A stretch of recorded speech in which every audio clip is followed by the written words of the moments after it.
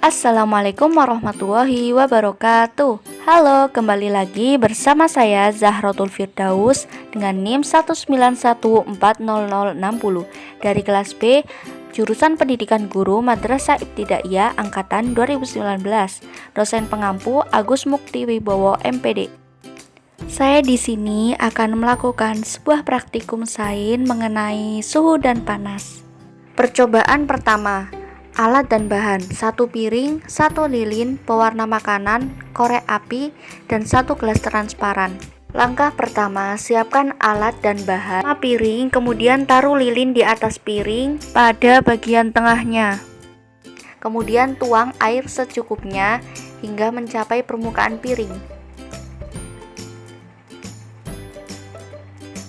Setelah itu, kita ambil pewarna makanan dan tuangkan secukupnya ke dalam air. Kemudian, aduklah hingga rata.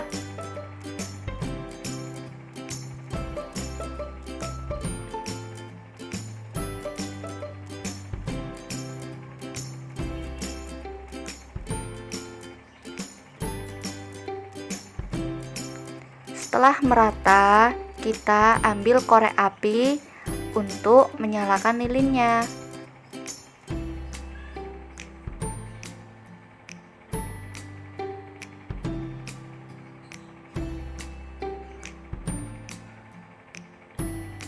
Nah, api sudah menyala. Sekarang kita ambil gelas transparan untuk menutup lilin yang sudah menyala tadi. Pelan-pelan ya. Kemudian amati perubahannya. Setelah beberapa saat, ternyata lilin akan mati dan air akan masuk ke dalam gelas. Penjelasan dari percobaan pertama. Pembakaran lilin ini menghasilkan CO2 dan panas, di mana udara yang panas ini mengalir ke atas dengan kerapatan udara yang rendah. Ketika gelas di atas lilin, udara yang panas terkumpul di dalam gelas penuh dengan CO2 dengan kerapatan udara rendah.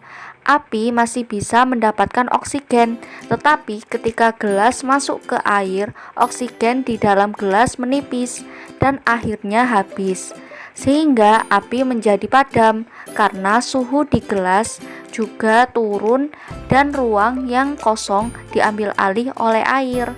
Percobaan sains pada proses ini melibatkan pertama yaitu pembakaran, kedua perubahan suhu, ketiga tekanan udara, keempat hukum gas ideal. Percobaan kedua, alat dan bahan: 2 gelas transparan, air, minyak goreng, pewarna makanan, garam, sabun cuci piring, dan cotton bud.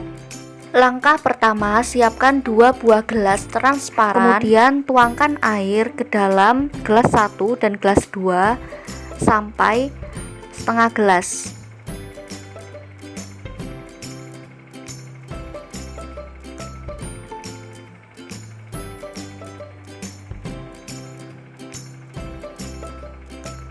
Setelah itu, masukkan minyak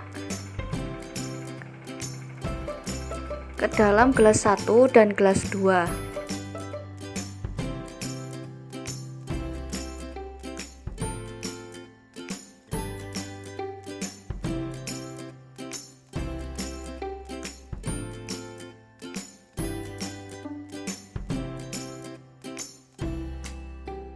Setelah itu, masukkan pewarna makanan secukupnya saja ke dalam gelas 1 dan gelas 2.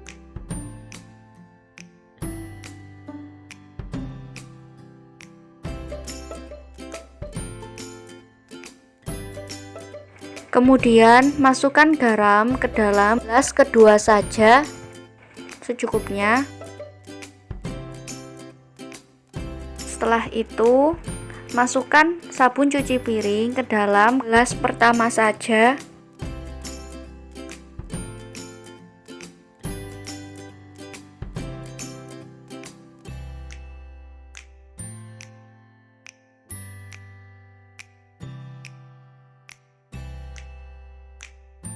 Dapat kita lihat bahwa pada gelas pertama minyak masih terdapat di permukaan gelas karena tidak dapat menyatu dengan air. Sedangkan pada gelas kedua minyak juga tidak dapat menyatu dengan air dan masih berada di permukaan. Tidak terjadi perubahan, kita akan mencoba mengambil alat pengaduk untuk mengaduk gelas pertama dan gelas kedua.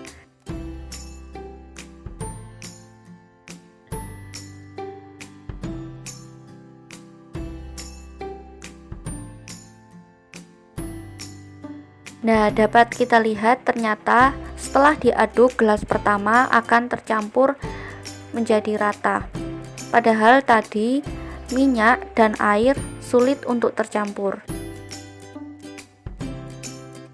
Sedangkan pada gelas kedua ketika diaduk, kita lihat apakah tercampur atau tidak. Kita amati.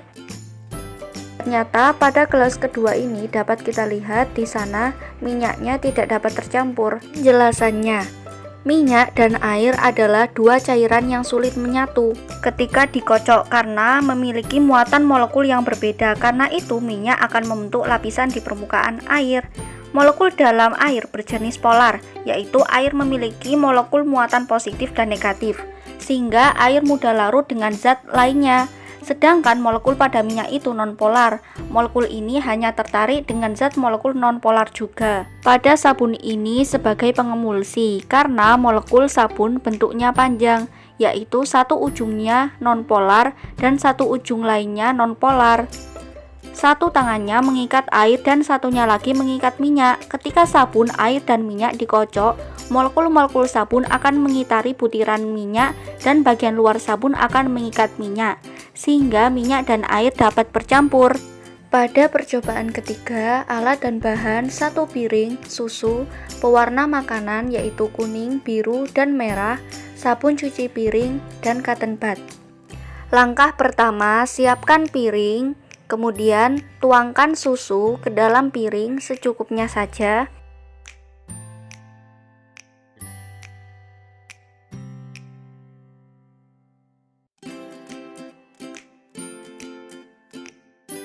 Kemudian ambil pewarna makanan secara urut mulai dari warna kuning.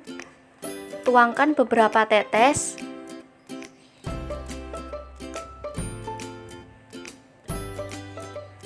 Kemudian warna biru, tuangkan juga beberapa tetes. Selanjutnya ambil pewarna makanan merah, tuangkan beberapa tetes juga.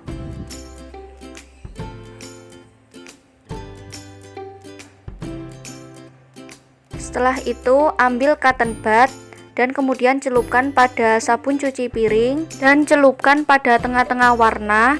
Amatilah perbedaannya, ternyata secara otomatis ketika pewarna tadi langsung tercampur menjadi satu. Penjelasannya, awalnya pewarna tidak bercampur dengan susu karena susu mengandung lemak dan pewarna tidak dapat larut dalam lemak. Pencampuran kemudian terjadi karena senyawa kimia dalam sabun cuci yang mengikat molekul lemak susu. Ikatan ini yang mendorong air dan pewarna dari campuran, sehingga pewarna dan air dalam susu akan bergerak dan bercampur menghasilkan warna-warni seperti pelangi. Sekian, terima kasih telah menonton video ini. Semoga bermanfaat baik untuk saya sendiri maupun orang lain. Wassalamualaikum warahmatullahi wabarakatuh.